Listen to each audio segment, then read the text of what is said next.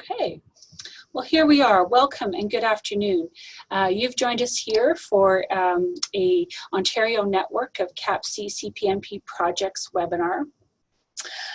Today our topic is an introduction to the circle of security, and with us we have Jamie Carizon, who is a colleague of mine here at Carizon Family and Community Services. I'm really delighted to have her here. She's going to take us through kind of an overview of the Circle of Security program. My name is Sydney Bell. There's Jamie in the back. My name is Sydney Bell, and I'm the program lead for the Ontario network of CAPC CPNP projects. But before we begin, Jamie and I will be trading spots when she takes over. But before we begin, I'd like to pause and stop and for a moment for a land acknowledgement. The Ontario network of CAPC CPNP projects acknowledges and thanks the First Peoples of the territories where we work and serve, and other Indigenous peoples for sharing this land for us to come together today. So with that, I am going to hand things over to Jamie. We're going to do just a little seat change here, so bear with us. And then Jamie may introduce herself a little bit more and continue with the presentation. All right.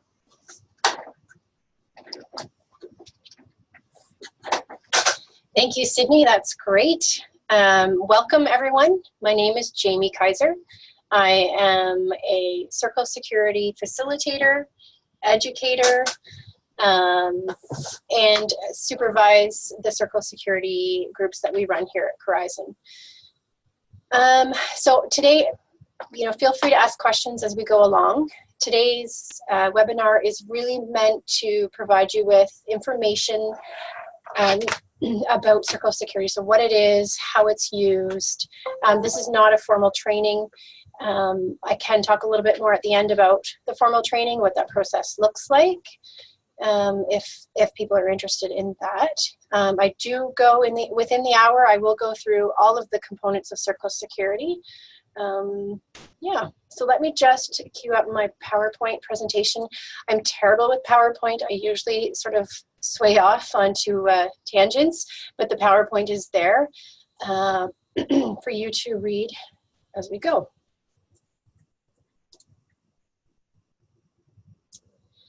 All right. So I don't think you're in, Jamie.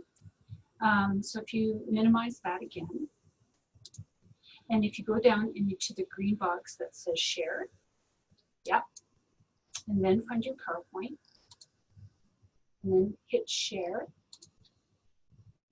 and there we go.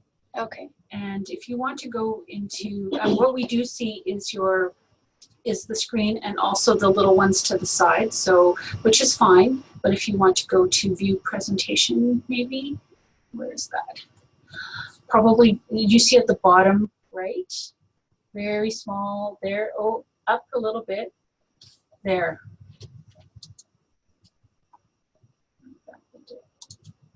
Get you into slideshow mode, and there now you're perfect. Okay, perfect. All right, so Circle of Security. Again, Circle Security 101 is what I like to call this presentation. Try the arrows. Yep. Okay, try the mouse and click to on the one side there. There we go. Okay. Sorry, I am not a very technologically. Great, Jamie, you're doing awesome. All right, so Circle of Security. Circle of Security, there are 3 founders. So Glenn Cooper, Kent Hoffman, and Bert Powell. They sort of built the Circle of Security around family systems, object relations, and attachment theory. When they first started the program, it was an in-home intensive support program done with parents and children. It had great feedback, wonderful research was attached to that, the pre and post, and they kind of felt like they had something that was workable, easy, parents could follow and sort of take on within their relationships with their children to help shift and make some really positive gains for the family. So over 25 years, of circle security being in practice, and a lot of research being done in terms of pre and posts and involving feedback from parents. This is now an international evidence-based intervention. And today we actually have over 15,000 people that are trained, and more than 15 different languages are available in the training material. If you would like to, there is a Circle Security website. It's Circle Security International. You just Google it and you can go there. There are some wonderful resources within that website that you can watch videos, you can get download some information, some blogs, and some of the forms that I'm going to show you today. So I thought I would start with how Circle Security works, because today we don't go into homes and do it one-on-one with families. How we do it, and the model is Circle Security Parenting Model. It's an 8 to 10 week group for parents. So parents will come and meet with other parents and 2 facilitators, and explore in the group. Sort of the first part of the group is really talking about attachment and what are our children's needs, and sort of how, through meeting our children's needs, are we able to help them successfully manage emotions. So it's that self-regulation piece. We talk a lot about how parents can help their child develop self-esteem through using the Circle Security model, and again, helping children to understand their emotional world, learning to read emotional needs. So the premises, the basics of the group are parents will come into our group, so they will watch a DVD. Each DVD has 8 sessions, and each session is 10 to 12 minutes. After the videos, we have a great conversation with parents around the concepts that are introduced in the video. Oops. Skills. There you go. So I chose this picture because it's super adorable, and it really, really, I just wanted to say that Circle of Security it's not new. Attachment is not new. This is something that goes back to the earliest years of life, and is also seen in animals. And so it's my cute little giraffe. The Circle of Security was put together using a graphic, sort of as a map to help parents sort of map out their child's behaviors, what the needs are, and how the how the parent can support the child through their relationship attachment needs. And again, I want to reinforce that everybody has a circle and everybody has a need to feel safe and secure in a relationship, whether we're a child, adult. So here is the graphic. I don't know if you can see my mouse moving. You might not be able to, but I'll do my best to. Yeah, I can see it. Oh, can you? Okay. So there's 3 main components of the circle graphic. The top is the going out. So this is the part where children, are feeling safe and secure and able to leave their secure hands. So their caregiver, who would be the secure hands here, and they're out to explore. And some of those needs are, and we'll get into a little bit more detail about those needs, but some of them are watch over me, delight in me, help me, and enjoy with me. And then at the bottom of the circle, this is where children really need someone to protect me, comfort me, delight in me, and organize my feelings. And we call this sort of welcoming my coming to you. So kids are coming back in. Sometimes people refer to it as, their bucket is empty, and they need parents to help fill those buckets for them, their emotional bucket. The third component is the hands, and we will talk further detail about the hands and what those hands look like, and how the hands can support these needs around the circle. One of the examples that I like to use, just sort of some foundational basic example, is, if you've ever been in it, and I'm sure everybody on here has been, if you've ever been in a childcare setting and you watch a child and a parent come into the childcare setting, and the child leaves the parent and goes to explore the room, right? Goes to look at the blocks, the art centers, whatever. The parent is still in the room, but the child literally physically separates and goes and explores in the room. still keeping in mind that their parent is there in the room, looking back, checking in. That really is that exploring. And then you'll see them circle back down and come back to their parent. And they might do that a few times, right? So if they've, you know, they need help, so something has fallen off a shelf and they need help, so they're going to come back. You know, these are my needs. I need you to help me, protect me. And we will get into this a little bit more in depth. So this is a handout that is available on the Circle of Security International website. Okay, so the first part that I'd like to talk about are the hands. So the hands represent the parent or the caregiver. The hands at the top of the circle are really there to remind us as caregivers that we need to provide children with that safe and secure base to go out and explore. One of the things that I talk about is if a parent is really anxious and really struggling to feel that it's safe to let their child explore, when it is a safe environment, because, sorry, it's a safe environment for the child to explore, but the parent internally does not feel like that's a safe environment, they can inhibit the child from exploring their world. And that is not meeting the child's needs. That's sort of one example. And then we talk about the hands on the bottom of the circle.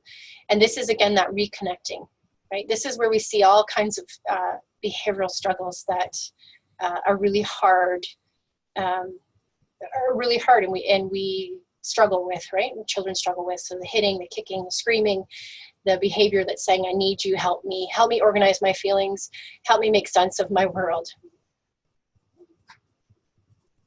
And then each time your child goes around the circle of security, the relationship gets stronger and there's an increase in security. Keep wanting to say, does that make sense? Because I do. I'm always checking in with my audience. It does make sense. It does make sense. It does. So everything that I need to know about being a parent, so this is another one of the handouts that we use, is always being bigger, stronger, wiser, and kind. Whenever possible, follow your child's lead, and whenever necessary, take charge. So what this means is bigger, wiser, stronger, and kind is you want to be in charge. You want to be wiser in terms of knowing what your child needs, and you want to do it in a kind way. Follow your child's needs, and again, take charge when necessary. And we're going to get into a little bit more of what that looks like. You've got a comment here that okay. It's perfectly symbolic. Yeah, perfectly symbolic. Perfect. So I'm going to get into a little bit more information on the needs of the circle, and then we will really get back to the hands on the circle. So again, there's 4 needs on the top of the circle. And when we're talking about child behavior, we're really looking at what is that behavior saying to us. So behavior is a way of communicating. So it's a way of a need being met. So one of the things I like to do with parents is saying, okay, your child's presenting behavior, are they on the top of the circle or are they on the bottom of the circle? If they're on the top of the circle, let's look at the 4 different needs and see which need it is that they're trying to have met. So one of those needs is watch over me. So just, the child needing the parent to watch over them, to respond to them positively. They're out learning, but they just want to know that you're watching. Again, if the child doesn't feel safe or supported to explore, then it's really hard for that secure relationship to be built or supported. Delight in me, it's not about praise, it's not about saying good job, you've done it, it's just about being present, right? It's about being present and sort of, being with the child in their accomplishments. It's kind of hard to understand it. Once we get on with the presentation, you'll understand a little bit more. Another need on the top of the circle is help me. So sometimes children just need us to help them to learn a new task. So we could go back to the daycare center where a child sort of leaves the parent and is exploring out on top, and they are in one of those little climbers or a slide or something, and they look back to the parent because they're stuck or because they can't quite figure out how to navigate through the apparatus that's on the floor for them to play with. So they need help, right? Not needing a parent to rescue them, but just, seeking that support in that moment. and then enjoy with me. So sometimes children just simply want parents to find pleasure in what they're doing, right? And these shared moments really give children the message that we are available and we are interested in what they are learning and what they are doing. So those are the 4 on the top. Again, in our circle of security groups that I do with the parents, I really encourage parents to bring situations and we talk about what is that behavior saying? What is that behavior communicating? What need is it? And I have yet to have a parent, I have yet not been able to match a behavior to one of the needs, one of the 8 needs. I'm open to challenges here. So the bottom of the circle is that welcoming my coming to you. So there's 4 needs again on the bottom. One of them being protect me. So children will come to us when they're frightened or when they need help to feel safe. Another one is comfort me. So children need that sort of tenderness and soothing throughout their day, throughout the circle in times of need. Delight in me is also on the bottom of the circle. It's because our children really need us on the top and the bottom of the circle to be able to delight in us, to delight in our, in our successes, whether that be exploring on the top or being on the bottom and having some ability to calm down, to regulate, to problem solve. So this is my favorite, the bottom of the circle. It's called organize my feelings. This is self-regulation. One of the things that I say to the parents that join our group is organize my feeling is probably one of the most important concepts in terms of supporting a secure attachment. So what that means is you have a child who is really struggling with emotions, having a hard time with those big emotions, not sure what to do with them. And we, as their secure guardian parent, are able to support them in organizing those feelings. So this is where the shift kind of happens. We go from timeouts to sort of time-ins. So I always say to parents, circle security is not a behavior management program. We're not looking at tokens, charts. We're not looking at loss of privileges or rewards for good behavior. This is modeling and showing self-regulation. It's staying with a child through self-regulation and supporting them. And, one of the key things that really helps parents understand, sorry, I just need to take a drink here, is, those of you who have toilet trained those of you who have toilet trained, I always ask, do you send your toddler upstairs with a good book and a roll of toilet paper and say, go and figure it out? We don't. So why are we sending our children to be by themselves to try to organize their feelings and regulate those feelings? Right? To me, it doesn't make sense. And so we talk about how are we supporting children to regulate those feelings and organize their feelings. So we do what's called the time in, where the parent is helping the child to calm down, role modeling what calm looks like, being able to stay with the child, be present with the child through the behavior, and seeing that behavior is there's an underlying need that's not met. I will show a really great video, I think it's actually next in this presentation, that shows sort of organizing my feelings and what does that look like and what we call that. So we call it being with. So it's a part of helping children to organize their feeling. It's our willingness to be with the child in that moment, right? In that moment that they're really struggling. And for some people, that's hard. It's hard to be with a child who's screaming, yelling, kicking, biting, all of those things. But it's so important to stay with them when they're experiencing that emotional struggle and teaching them how to regulate through that. So I want to show you a video. So I'm just going to check in with the time. We're good. I want to show you a video of being with. This video is Inside Out. And if anyone asked, yes, I do have permission to show it. In the video, I don't know how many of you have seen it, but Bing Bong is the elephant, and he has he lost a wagon that was really important to him. And you will see 2 characters in the movie who are trying to support him through his sadness and upset. one of the people in the movie is distracting him, so really not letting him have those feelings. And then one of the other characters is showing a beautiful example of being with. So I'm going to cue that up. It'll take a few minutes to load, so just, if you haven't seen the movie, I highly recommend it. It's awesome.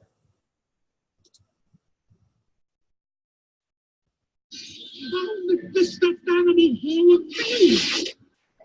Yeah. My rocket! Wait, it, I was using that rocket. It still has some fault power left. Close your brain, no lights to play. No,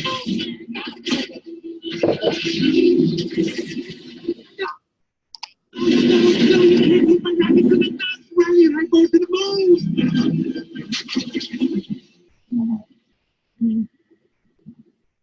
Riley can't be done with me. Get out your Kleenex box. Hey, it's gonna be okay. We can fix this. You just need to get back to headquarters. Which way to the train station? I had a whole trip planned for us. Hey, who's ticklish, huh? Here comes the tickle monster. Hey, Bing Bong, look at this. Oh, here's a fun game. You point to the train station and we all go there. Won't that be fun? Come on, let's go to the train station. I'm sorry they took your rocket. They took something that you loved. It's gone. Forever. Sadness. Don't make him feel worse. Sorry. It's all I had left of Riley. I bet you and Riley had great adventures. Oh, they were wonderful. Once we flew back in time, we had breakfast twice that day. Sadness. It sounds amazing. I bet Riley liked it. Oh, she did. We were best friends. Yeah. It's sad.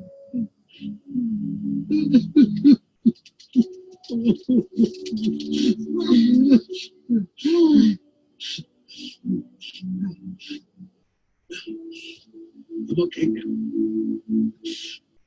Come on. The train station is this way.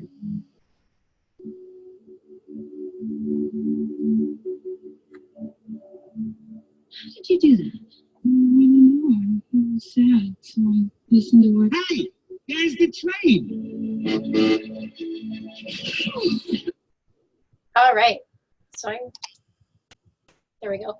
So in that video, Bing Bong, again, the elephant has lost his rocket wagon. There is some emotional connection that he has to the wagon. And you see Sadness, the first character, is really trying to help him to feel better by distracting. And we talk about that's not meeting needs around the circle. That is trying to, what that shows actually is that the person who's offering the secure relationship is not comfortable with those feelings of sadness. And so we're trying to distract, not let you have them, move away from them. And Sadness is the other character who is actually able to sit with Bing Bong and be with him through those difficult feelings. And you see at the end, the crying of the candy, but he's just been able to full circle through emotion regulation. So I think it's a beautiful video. Again, it's a great movie. So I threw in this video as well. It is a Circle of Security video right from the website. It is, I believe, 4 minutes, but it just sort of really wraps up everything that I've been talking about thus far and sort of gears us up for the second half of this webinar. So just click here. Here we go. Parents, we all wonder if we're getting it right. We want to know we're meeting our children's needs, helping them grow, and giving them all that we can. We try to combine our own experience of being parented with the advice of others and our own instincts and beliefs about what is best. And still, we so often worry that we're not succeeding. In a world that is always offering the next best parenting solution, the Circle of Security is based on decades of attachment research. Unlike many behavioral perspectives, it offers relationship tools to provide a new way of understanding your children's needs, creating lasting security for them and more satisfaction for you. The circle graphic has been created to help you know what to look for, so you can read your children's behavior to guide you in meeting their needs. It's really not complicated. People of all ages have attachment needs. These needs can be divided in 3 ways. Let's look at this child. First, he needs to know the freedom and confidence to go out and explore his world. Second, he needs to feel assured that whenever he's ready, he can come back for comfort and protection. Third, he needs his caregiver to be in charge in a kind way. 3 basic needs that can be thought of as going out on the circle, coming in on the circle, and hands on the circle. Let's have a look in more detail. Feeling safe and supported, our children want to discover their world. When going out, they need to know that their exploration is encouraged, that we're right there watching over them, delighting in them, offering help when needed, and ready to enjoy their new adventures with them. And when they're coming in, they need us to refill their emotional cup. This means organizing their emotions and letting them know we are delighted to welcome them back, protect, comfort, and understand them. The key for us as parents is to remain strong and kind while knowing when to encourage their going out into the world and how to be available to welcome them back to us. It's crucial that we learn to identify our children's needs like this, because misreading them, or worse, missing them altogether, can cause pain and frustration. We all know how uncomfortable it can be to be held too close when we want to be out exploring, or kept at a distance when we need emotional support, or simply to be without someone who is bigger, stronger, wiser, and kind, who we can trust to understand what we need when we're feeling lost, confused, or out of control. When a child misbehaves, the cause is often rooted in how safe and secure they're feeling. So it's not surprising that they behave well when a parent learns to tune into their child's needs on the circle in this way. And because our needs on the circle never disappear, learning to read cues can help you better understand and meet the needs of people of all ages, including your own. So that's all there is to it. Just know that at any given moment, your child is somewhere on the circle asking you to meet a need. Support my going out. Welcome my coming in. Be the hands that keep me safe by staying in charge and committed to helping me feel connected. And please remember this, there's no such thing as perfect parenting. At Circle of Security, we've come to realize that good enough is, well, good enough. All of us are going to miss needs on the circle time and again. Welcome to the club. But if we meet our children's needs enough of the time, the results will be happier, healthier, more secure children, and parents too. All right. I just love that video. Paused.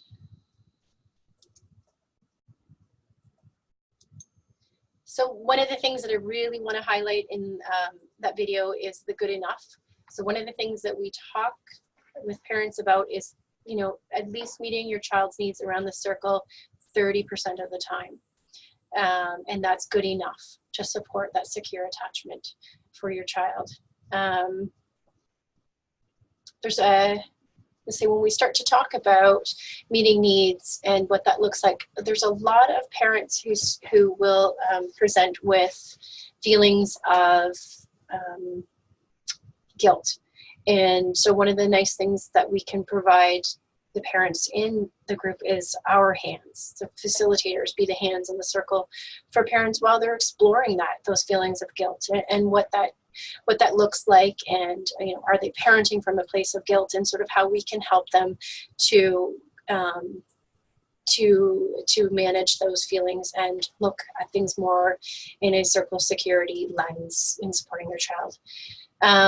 So one of the things that we really focus on in group, and it's sort of a bit of a shift in the last part of the 8-week sessions, is shark music. So shark music really is sort of that uncomfortable feeling that gets triggered by a caregiver that prevents them from responding to the child's need.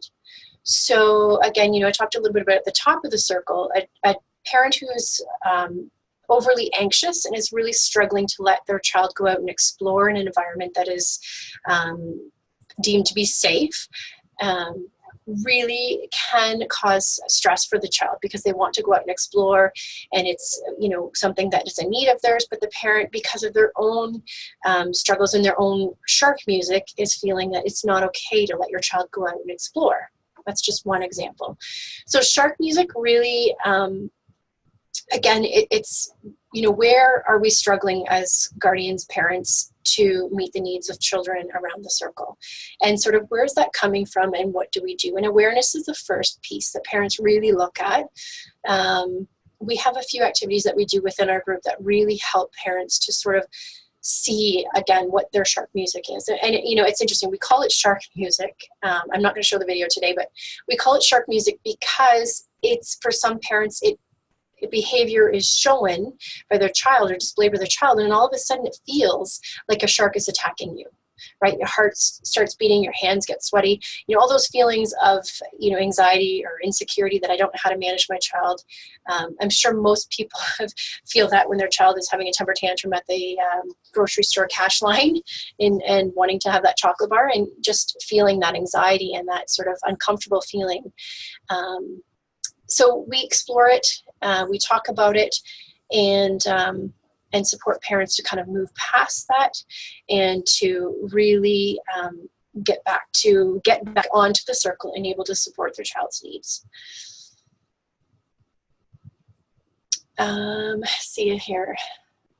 So again, you know, when a caregiver is not able to support exploration, and then on the bottom of the circle, you know, when a caregiver is not able to comfort a child who is in need of comfort and closeness.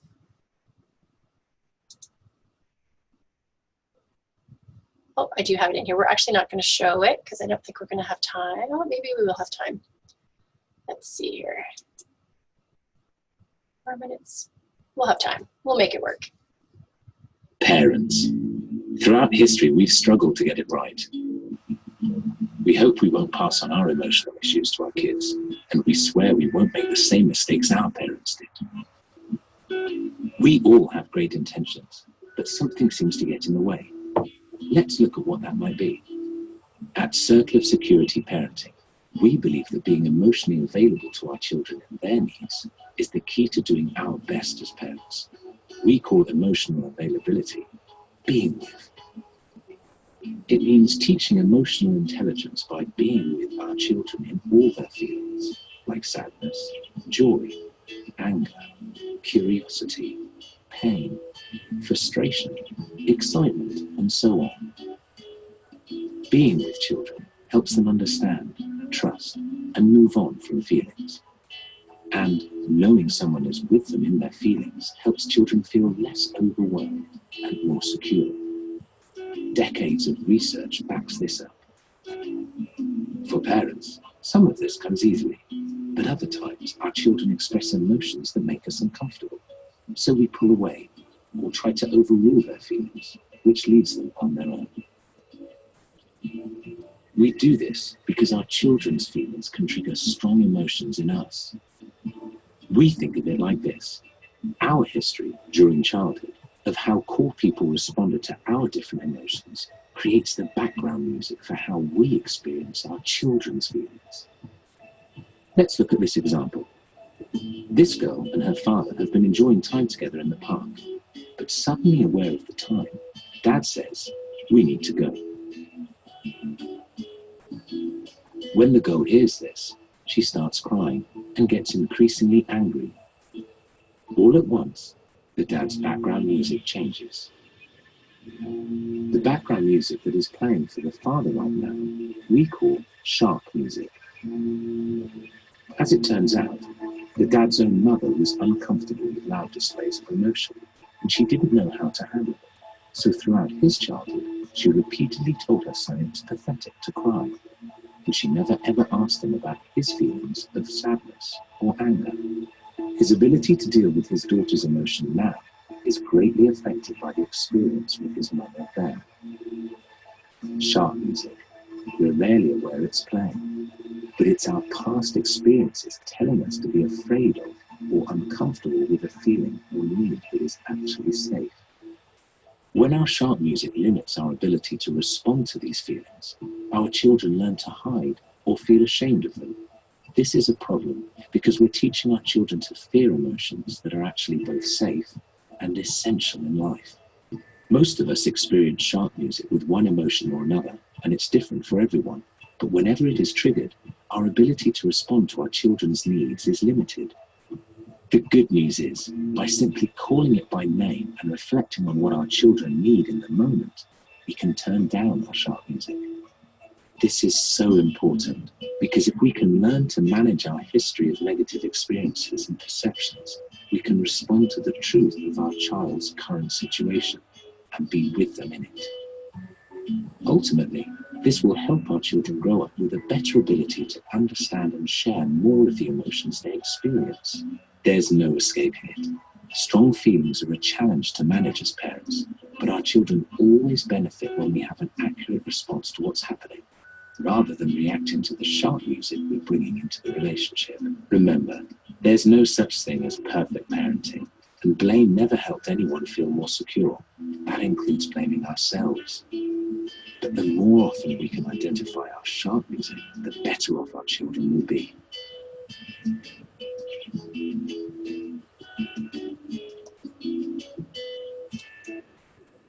All right. So that describes sharp music beautifully. We will move on now to sort of, or we're going to revisit the hands and sort of what we mean by bigger, stronger, wiser, and kind, and what can go wrong with the hands on the circle. Got a comment that it was a great video. Oh, it is. It's an amazing video. It really helps to explain the materials much better than I can do. Okay, so when the hands are limited, so we talk about being kind without being bigger and stronger can turn into weak. You know, there's a term flying out there, you know, jellyfish parent, you're giving in too much, bribing children to behave, setting, you know, setting a limit and then, you know, wobbling or weebling on that limit and letting kids away with behavior, it becomes weak. And actually children feel insecure in those relationships because they don't feel like someone can be bigger and stronger. And one of the examples I use in the parenting group is, can you imagine what it would feel like to live in a world where there were no rules, no stop signs, no traffic lights? Like, you know, maybe the first 5 or 10 minutes would be okay, but it would be very scary because you wouldn't know what to expect. Right? And so we talk about what is that kind without bigger and stronger. And then we talk about bigger and stronger without kind. And that turns into mean. And this is really where I encourage parents to share with the group sort of comments or beliefs that they have heard about parenting. And you know, one that always seems to come up is children should be seen, not heard. Stop crying, you know, crying is for babies, crying is for girls. And we come up with a great big list of what that is, you know, the bigger, stronger without kind, and what is mean, and what does that look like, and what is that doing? And then the last one we talk about is gone. And I'm not talking about a parent who is not physically available. I'm saying they're not emotionally available for their child. So a lot of times parents who have some pretty significant untreated depression or anxiety, we're talking about parents who are, you know, have addictions to drugs or alcohol, and just emotionally not able to support their child's needs.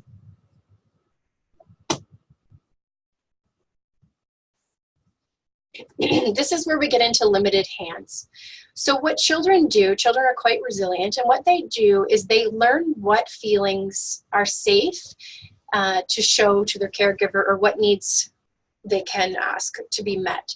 And what they will do actually is children will avoid seeking out the support that they need if the parent is not able to provide it. So again, I need you, but when you are mean, weak, or gone, I have no one to turn to, and I don't know what to do. So disorganized attachment. And what does that feel like for a child? So a child who will hide their needs, so a child who's crying, upset, frustrated, and really needs the comfort and security from a parent. However, if a parent's shark music really is being able to secure, to comfort and support a child who is struggling with sadness, that child learns to avoid those feelings, right? To bury them deep, to not show them because the parent is uncomfortable. I was just at a presentation not too long ago where we talked a lot about teenagers and when they're coming out, and parents not feeling comfortable in receiving that information and being able to support their children through that. And what do the children, or the youth do, when they don't have that secure attachment and that ability to share with their parents with the support that they need through that process.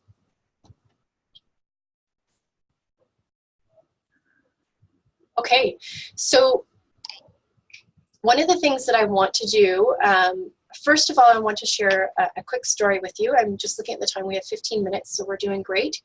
I'm a parent of 2 children, a 5 and an 8-year-old, and my daughter had never gone to preschool, never did a daycare or anything else, and we come to junior kindergarten, and junior kindergarten is full day. So over the summertime, I'd done lots of prepping for her, what school was going to look like, where she was going to have her lunch, helped her open packages, where she was going to play, kind of connected her with some of the other kids that were going to be in her class. And it all seemed fine until that day that we walked to school. As we kind of got closer to the school, she looks at me and she says, her name's Olivia, and she says to me, "Mama, you're coming with me, right?" And all of a sudden I felt my shark music, panic, because I'm thinking, oh dear, this is not going to be a separation. She's not on the top of the circle, and I need her to be on the top of the circle so that she can go out and explore and learn and do all of those things. So I drop her off, and I really am trying to say, oh, you're going to have so much fun. Look at this toy. Oh, there's your friends. And again, I wasn't meeting her needs because it wasn't a need of hers to explore at that time. She needed to feel safe and secure. So I wasn't able to really understand what she needed. So what did I do? As all the other parents were doing, I handed her off to the EA and said, here, physically peeled her off of me and gave her to the EA. And as she's screaming and crying, kind of walking away from her. And so this happened for a few days, and and the teachers and the EAs and the school had said, she'll get used to it. She'll be okay. She'll adjust, and we just have to keep staying strong with what we're doing. Well, it turns out that my daughter started to have some anxiety. So she'd come home from school and she would already be asking, is tomorrow a school day? We used to go to the school park in the evenings. She didn't want to go to the school park anymore. She was waking up in the middle of the night, some regressive behavior. So bedwetting, trying to suck her thumb or suck things, being very whiny. And, it was through sort of my lens of circle of security, being able to see she's not in a place where she can go and explore. And why is she not in that place of being able to go and explore? And it became evident to me that she doesn't have hands on her circle at school, right? These people are strangers to her. She didn't know them. It takes more than 2 or 3 days to really get to know and to feel safe and secure with somebody. So lucky for me, what I was able to do was be a volunteer in her class. And I was able to come into the class and really support her in getting to know the teacher. And she would come to me and she'd say she needed this. I said, you know what? Your teacher, Mrs. Smith, is wonderful. I bet you could ask her that question. And it was an hour a day that I would volunteer. And there would still be lots of tears after, mommy left. But it was really supporting and helping her to sort of build that relationship with the teachers in her classroom. And it was interesting. The one thing that really helped me to shift my thinking and sort of how to support her was when she came home and she said to me, Mama, I need to bring Band-Aids to school. And I kept thinking, why do you want to bring Band-Aids to school? There's lots of Band-Aids. Like the secretaries in the office have Band-Aids. There's lots of Band-Aids. And she says, because there's nobody there at school to fix my boo-boo. And that's when I got it. That's when I figured out where her anxiety was coming from, why she wasn't able to be on the top of the circle and go out and explore. And then that's when, again, I had the conversation with the school and being able to shift to how do I help her to feel safe and secure at school and know that she's got hands and someone that can meet her needs.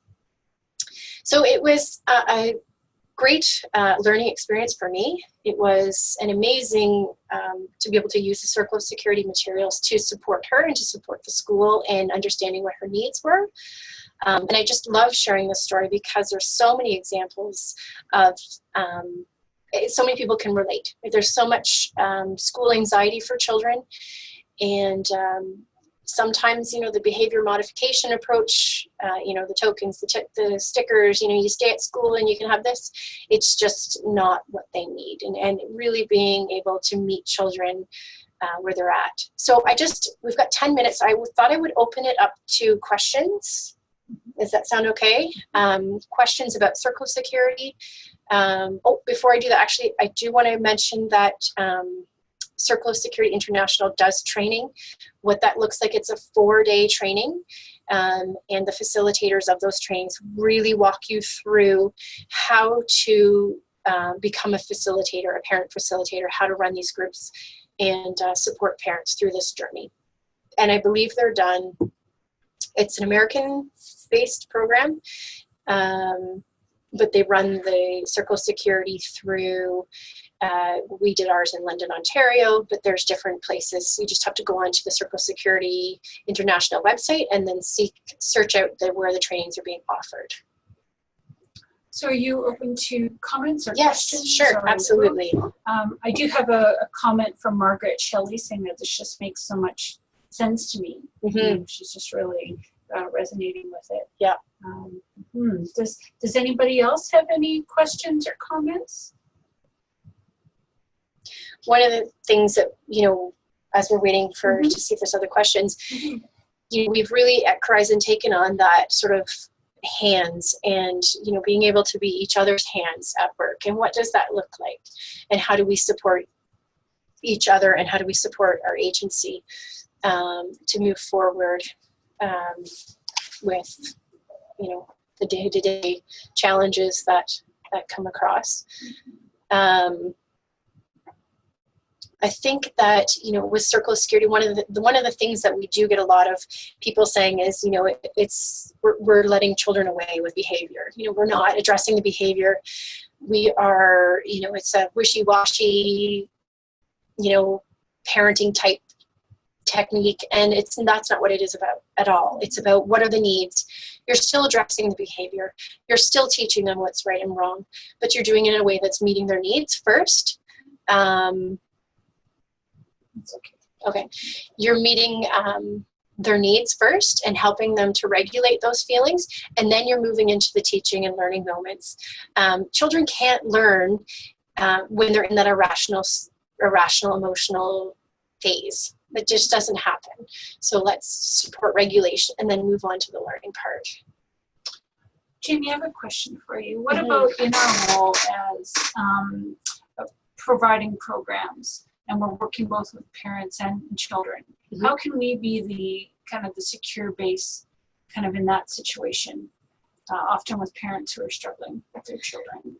Right. So how can the facilitators be a secure base for people in those groups? One of the things that I found that can be very helpful is sharing stories. So I share stories similar to the one that I just told you about my daughter. And you know, and parents being able to relate and say, you know what, that's something has happened to me, or, you know, that happens to you know, these are behaviors that all parents are seeing, or many parents are seeing.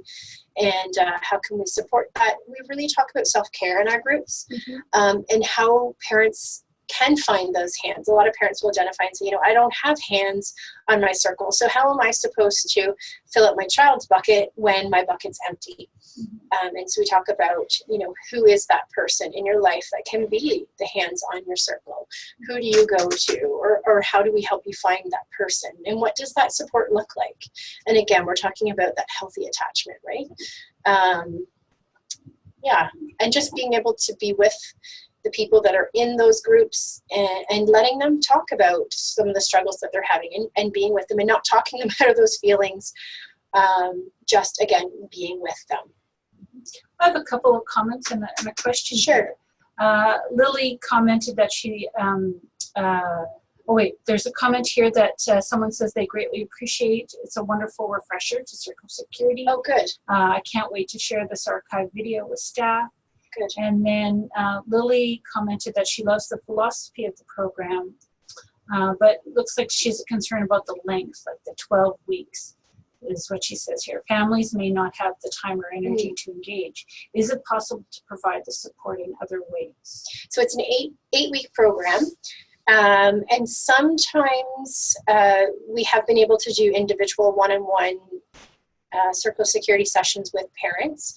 It's not, I wouldn't say it's recommended, because providing the information and then having time in between to let families process, practice, and then bring back some of their feedback, and when we can work through some of the struggles and celebrate some of the successes, really has been helpful.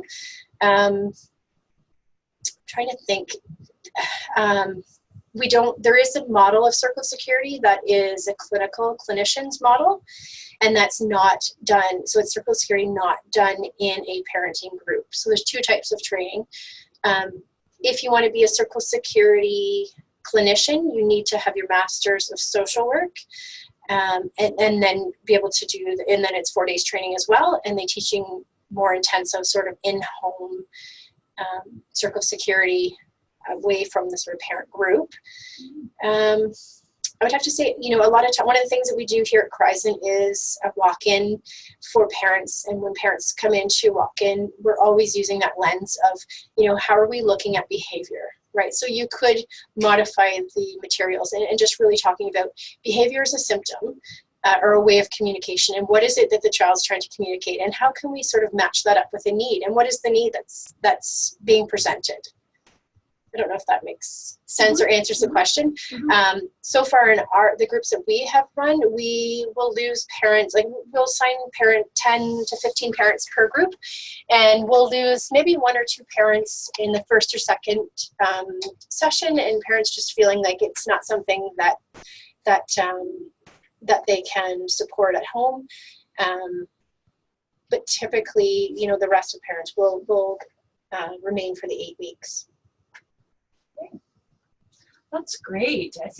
Thank you so much. You're welcome. Jamie. Yeah. Any final closing thoughts from you before we move into our wrap up here? No, I appreciate the opportunity to come and talk about Circle Security. I feel that it has been such a great journey for me in learning Circle Security and being able to be a facilitator here at the agency and an educator. And I just really encourage you all to go check out the website and and to have a wonderful afternoon. Thank you. Shall we trade spots? Yes, we shall. All right, you're out of the hot seat.